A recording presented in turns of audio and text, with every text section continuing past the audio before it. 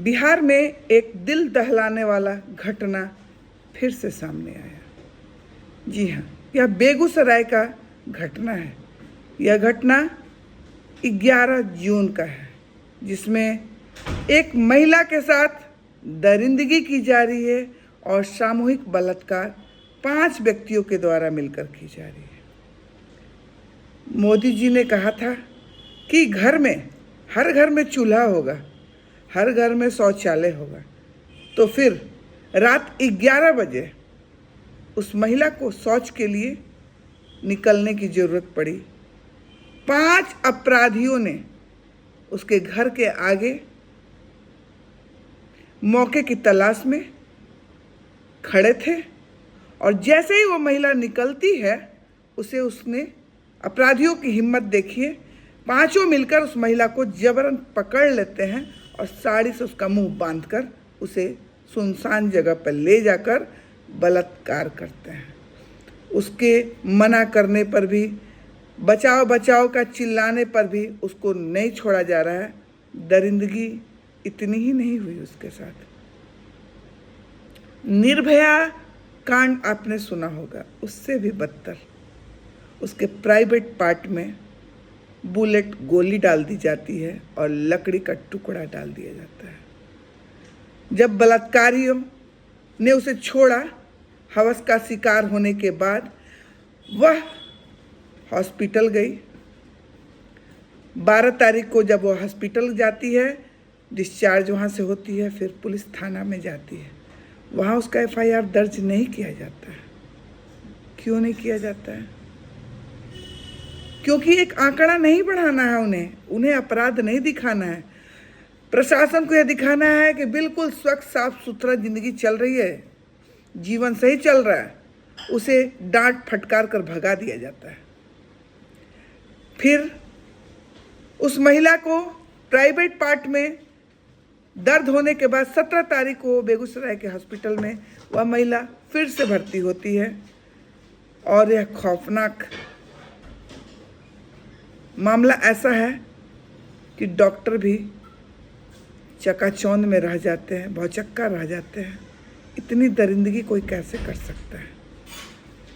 उसके private part से bullet निकाला जा रहा है और लकड़ी का टुकड़ा निकाला जा रहा है। फिर यह सूचना पुलिस वालों को दी जा रही है, तब जाके कार्रवाई में थाना इंचार्ज को सस्पेंड किया जा रहा है। क्या हर जुर्म में सिर्फ थाना अध्यक्ष को सस्पेंड कर देने से बलात्कारियों को सजा मिल जाती है?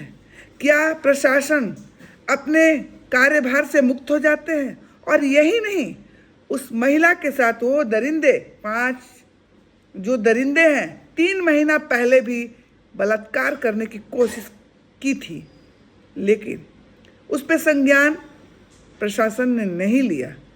अगर वह संज्ञान उसके कहने पर पहले लिया होता तो आज यह महिला एक देश की बेटी सुरक्षित रहती।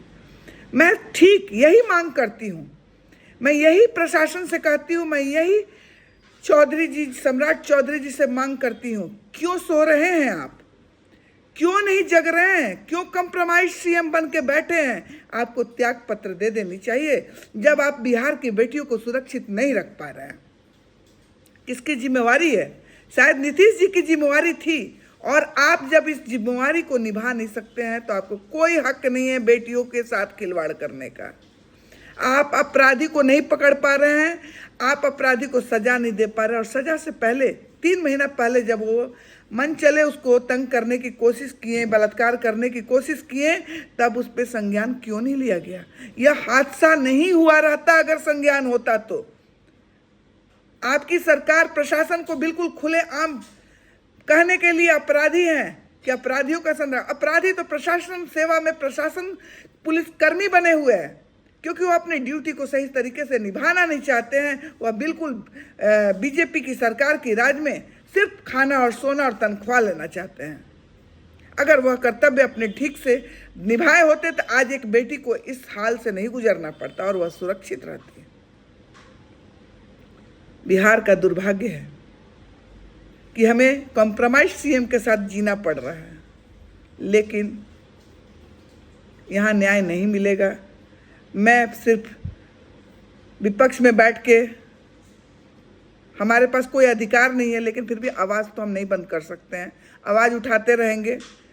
आज नहीं तो कल आवाज़ से हमारी सरकार नहीं जग रही है, वो तो जग के भी सोई हुई है, लेकिन जनता जरूर जगेगी और यह समझेगी कि आप प्रशासन के भरोसे नहीं बैठ सकते हैं।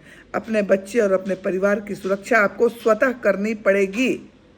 अपराधियों से बचना तो सब कोई जानते हैं, लेकिन यहाँ प्रशासन से सबको बचना है, क्योंकि प्रशासनिक सेवा में ही खोट है। वो अपनी ड्यूटी नहीं निभाना चाहते हैं और इस पर कोई कार्रवाई नहीं हो रही है।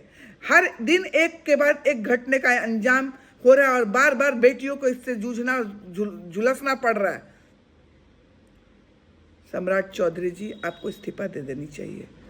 यह महिला कांग्रेस की मांग है, आपको इस्तीफा दे देनी चाहिए। ये आंकड़े बहुत तो दिखते नहीं है, 1-2 ही आंकड़े आ रहा है, फिर भी हर रोज बलात्कार बिहार में हो रहा है। मोदी सरकार क्यों सो रही है, क्यों संज्ञान नहीं ले रही है? दिखाने के आंकड़े